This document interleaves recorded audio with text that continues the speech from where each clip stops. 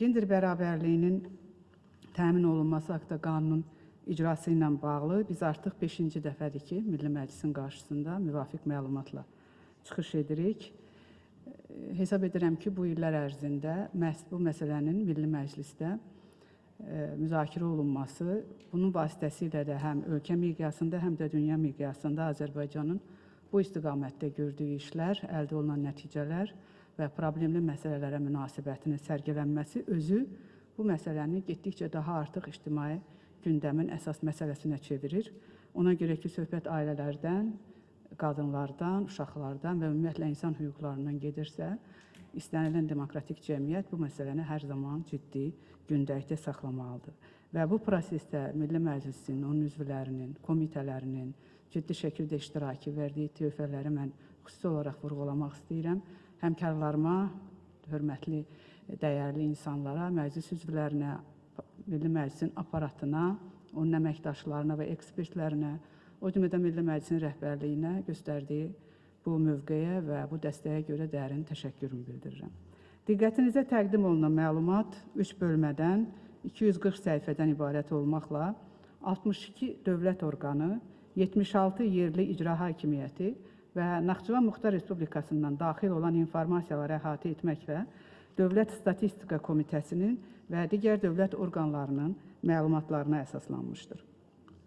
Hər il müvafiq dövlət qurumlarının fəaliyyətinin genişləndiyi və hesabatlılıq səviyyəsinin artması səbəbindən 2024-cü il üzrə nəticələr daha əhatəli və daha geniş tərtib olunmuşdur.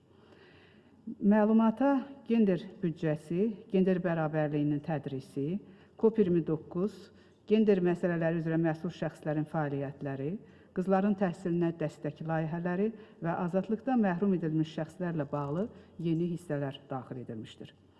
Həmçinin məlumatda Dövlət Komitəsi tərəfindən aparılan 3 araşdırmaya istinad edilmişdir və sizin hər biriniz komitənin saytından bu araşdırmaları əldə edə bilərsiniz. Məlumatın birinci bölməsində normativ hüquqi bazanın təkmilləşdirilməsi, gender əsaslı ayrı seçkilik halları ilə bağlı mövcud vəziyyət, idarə etmədə qadın və kişilərin təmsilçiliyi barədə məlumatlar əksini tapır. Bildiyiniz kimi 2024-cü il bu sahədəki qanunvericiliyə ciddi dəyişikliklərin edildiyi il kimi yadda qalmışdır. Xüsusilə cəmiyyəti narahat edən bir sıra məsələlər, nikah yaşının bir ildən çox olmayaraq azaldılmasını nəzərdə tutan Ailə Məcəlləsinin 12-ci maddəsinin ləğv edilməsi, erkən evlilik və məişət zorakılığı ilə bağlı cinayət və inzibati məsuliyyəti nəzərdə tutulan subyektlərin dairəsinin genişləndirilməsi, ümumi bioloji baba və nənəsi olan qohumlar arasında nikahın bağlanmasının qadağan edilməsi, qısa müddətli mühafizə orderinin müddətinin artırılması və onun verilməsinin icbariliyi xüsusilə vacib nəticələrdən ibarət olmuşdur. Zərərçəkmiş şəxslərə dövlət vəsaiti hesabına pulsuz hüquqi yardımın göstərilməsi qaydasının təsdiq edilməsi, məişət zorakılığının qarşısının alınması ilə əlaqədar monitorinq və əlaqələndirmə mexanizminin rəsmən yaradılması bu sahədəki problemləri aradan qaldırmağa ciddi töhfə verəcəkdir. Məlumatda gender bərabərliyi mədəniyyətinin təbliği sahəsində əlaqədar dövlət orqanları, müvafiq institusional mexanizmlər, qeyri-hökumət təşkilatları və media qurumlarının ilbəil genişlənən və sistemli xarakter alan fəaliyyəti öz əksini tapır. Gender əsaslı ayrı seçkiliyin qarşısının alınması sahəsində ixtisaslaşmış mexanizmlərin işinin yaxşılaşdırılması məqsədi ilə regionlarda və şəhərlərdə çoxsaylı təlimlər və seminarlar keçirilmişdir. Vətəndaş müraciətləri və şikayəti nəzarətə götürülmüşdür, monitorinq və əlaqələndirmə qruplarının fəaliyyəti təhlil edilmişdir. Bu məsələlər, bu proses dönəmində biz bir sıra problemli məsələlərə də diqqət yetirmişik. Xüsusilə 860 dəstək xəttinə daxil olan müraciətlərdə 9% artım, qadın dəstək xətt xidmətinə daxil olan müraciətlərin sayında isə 1,5 dəfə azalma qeydə alınmışdır. Daxili İşlər Nazirliyinə məişət zəminində baş verən insidentlərə dair daxil olan müraciətlərin, o cümlədən cinayət hadisələrinin sayında azalma müşahidə olunmuşdur. Bu isə ilk növbədə müdafiə mexanizmlərinin fəaliyyətinin koordinasiya edilməsi və gücləndirilməsindən xəbər verir. Ötən il zərər çəkmiş şəxslərə 325-i qısa müddətli, 34-ü uzun müddətli olmaqla ümumilikdə 359 mühafizə orderi verilmişdir. 18 yaşınadək analar tərəfindən doğulan uşaqların sayında 463 hal olaraq azalma vardır və biz bunu ciddi nəticə hesab edirik. 14 iqtisadi rayon üzrə nikah yaşının bir il azaldılması ilə bağlı verilən icazələrin sayında da azalma müşahidə olunmaqdadır. Və inanıram ki, qanun qüvvəyə mindikdən sonra bu məsələ tamamilə aradan qaldırılacaqdır. Dövlət Statistika Komitəsinin məlumatına əsasən 2024-cü ildə doğulan qız uşaqları ilə oğlan uşaqları arasındakı fərq də azalmışdır. Bu, xüsusilə bizi narahat edən məsələ idi və yenə də problem hələ ki, həll olunmamış qalır. Hal-hazırda 100 qıza 113 oğlan nisbəti mövcuddur. 2023-cü ildə müqayisədə nikahların sayı azalmış, boşanmaların sayı isə dəyişməyərək eyni səviyyədə qalmışdır. Dövlətin idarə olunması və qərarların qəbulu səviyyəsində bərabər iştiraka dair müsbət dinamika davam etmişdir. Ekranda müvafiq sahələr üzrə vəziyyətə dair statistika sizə təqdim olunur. Mən isə bu sahədəki yanaşmalara getdikcə daha çox müşahidə olunan pozitiv dəyişiklikləri xüsusi vurğulamaq istərdim. Əlbəttə, nəticələr bir neçə ildən sonra özünü göstərəcək, amma o yanaşmalardakı yenilik daha faydalı və məqbuldur. Dəyərli millət vəkilləri, məlumatın ikinci bölməsində əmək, təhsil, iqtisadi və sosial hüquqların həyata keçirilməsi sahəsində həmçinin qeyri-hökumət təşkilatları, həmkarlar ittifaqları və siyasi partiyaların fəaliyyətində gender bərabərliyinin təmin edilməsi ilə bağlı vəziyyət öz əksini tapmışdır. Qanunun 7-16-cı maddələrini əhatə edən sahələrdə də pozitiv dinamika müşahidə edilməsinə baxmayaraq, bəzi nəzərə çarpan fərqlər hələ də qalmaqdadır. İlkin məlumatlara əsasən, 2024-cü ildə qadınların orta aylıq nominal əmək haqqı 7,5, kişilərin isə 8,5% artdığı qeydə alınmışdır. Digər bir slaydda 2024-cü ildə işsiz şəxs kimi qeydə alınmış, işlə təmin olunmuş, özünü məşğulluq proqramına və peşə hazırlığına cəlb olunmuş şəxslərin cins nisbəti əksini tapır. Təqdim olunan nəticələr onu göstərir ki, müvafiq qurumlar tərəfindən aparılan məqsədi yönlü tədbirlərin nəticəsində bu sahədəki statistik fərqlər getdikcə optimal xarakter almaqdadır. Ölkə üzrə əmək pensiyaçıları arasında qadınlar, yaşa və əlilliyə görə kişilər, ailə başçısını itirməyə görə yenə qadınlar üstünlük təşkil etmişdir. Növbəti slaydlar təhsil hüququnun reallaşdırılmasını həyata keçirən müəssisələrdəki mövcud vəziyyəti əks etdirir. Ümumtəhsil məktəblərində təhsil alan şagirdlər arasında bu bir qayda olaraq hər zaman belədir. Oğlanların sayı qızların sayından artıq olur. Bu dəfə fərq 6,6% təşkil etmişdir. Peşə təhsili üzrə kişilər, orta ixtisas təhsili ilə qadınlar üstünlük təşkil etmişdir. Digər cədvəldə isə təhsilin bakalavr dərəcəsində qadınlar, magistr dərəcəsində kişilər olmaqla təhsil alanların cins nisbətində çox cüzi bir fərq özünü göstərir. Demək olar ki, bu sahədə bərabərlik təmin olunur.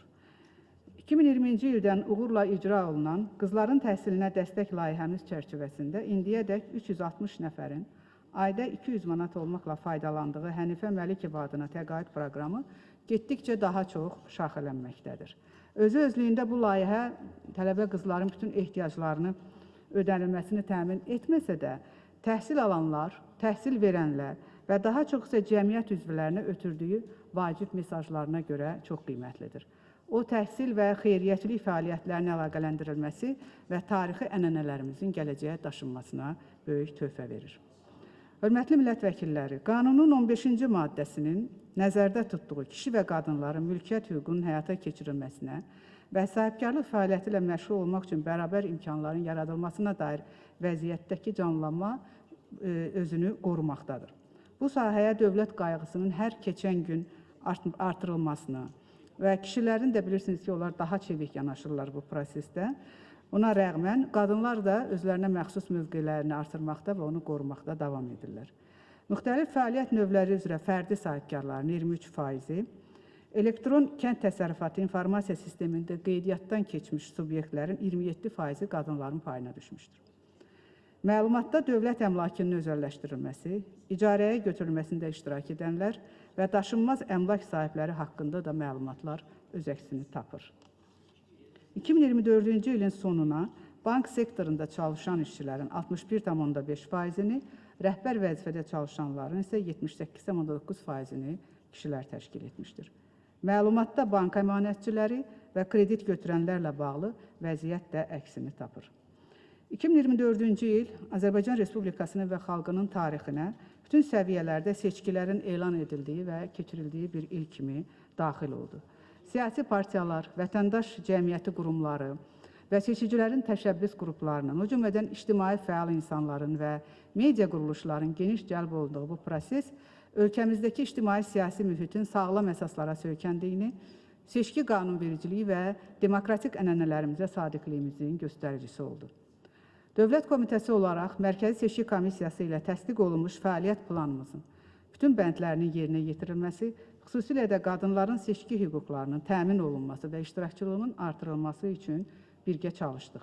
Bütün regionlarda seçki dairəsi və məntəqələrin nümayəndələrin təmsilçiliyini təmin etməklə çoxsaylı görüşlər keçirdik, seçkidə iştirakı geniş təşviq etməyə çalışdıq. Bu seçkilərin hər zaman olduğu kimi əsas qalibi xalqımız oldu əlbəttə. Amma Müzəffər Ali Baş Komandanımız başda olmaqla bütün səviyyələrdə seçkilərin qaliblərini bir daha ürəkdən təbrik edirəm. Regionda və dünyada sülh, təhlükəsizlik və əməkdaşlıq naminə fəaliyyətlərində uğurlar arzu edirəm. Milli Məclisdə və bələdiyyələrdə qadınların sayının yüksəlməsi isə xüsusilə diqqət çəkəndir. Çünki yalnız bu halda onlar vətəndaş cəmiyyəti quruculuğunda daha yaxından iştirak edə, ailə məsələləri, qadın və uşaq hüquqlarının qorunması prosesinə öz töhfələrini verə bilərlər. Bu baxımdan 2024-cü ilədək dövlət qeydiyyatına alınmış 3781 qeyri-hökumət təşkilatı da öz fəaliyyətini qanunvericiliyə uyğun, xalqımızın və dövlətimizin maraqları naminə genişləndirərək milli və beynəlxalq miqyasda xeyli uğurlar əldə etdilər. Şəffaf və sistemli qrant müsabiqələri nəticəsində ötən il qadın hüquqları, gender siyasəti və məişət zorakılığı sahəsində 24 qrant layihəsi qalib elan olundu. Dövlət Komitəsi bu layihələrin icrasına müvafiq dəstək verməklə yanaşı, bu sferada bərabər imkanlar və nəticələr üçün də töhfə verməyə çalışdı.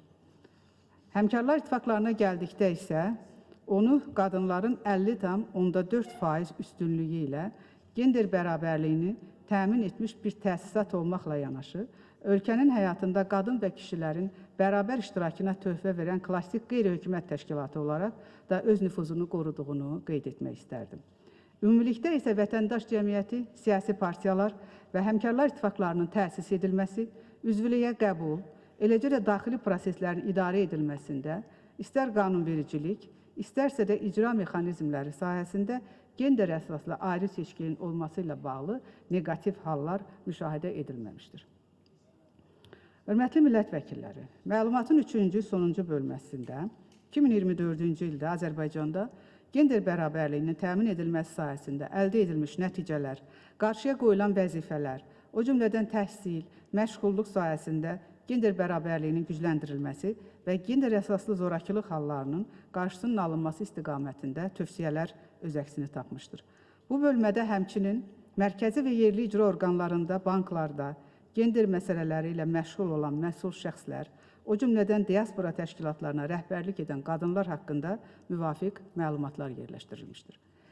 Dəyərli Sahibə xanım, hörmətli millət vəkilləri, məlumata dair fikirlərimi yekunlaşdıraraq qeyd etmək istərdim ki, son 5, xüsusilə də 2024-cü ildə Dövlət Komitəsi olaraq bütün tərəfdaşlarımız və geniş təbəqələrin nümayəndələri ilə gender bərabərliyinin təminatları haqda, eləcə də əlaqədar qanunverici aktların nəzərdə tutduğu bərabərlik hüququnun qorunması və təminatı üçün biz birgə çalışdıq. Milli və beynəlxalq miqyasda hədəflərimizə doğru bərabər irəlilədik. Xeyli gözəl nəticələrimizlə bağlı bir sıra problemlərimiz də hələ öz həllini tapmadan qalır. İnanıram ki, digər həmkarlarımızla yanaşı, Milli Məclis üzvləri, onun aparatı, bayaq vurğuladığım kimi peşəkar ekspertlər, hansı ki, hər zaman biz onlara müraciət edirik. Ölkəmizin parlamenti hər zaman olduğu kimi bu sahədəki prinsipal mövqeyini nümayiş etdirərək qadın və kişilərin ölkə həyatında bərabər iştirak və bərabər məsuliyyət imkanlarını daha da artırılmasının parlament ölçüsündə tarixi xidmətlərini davam etdirəcəklər.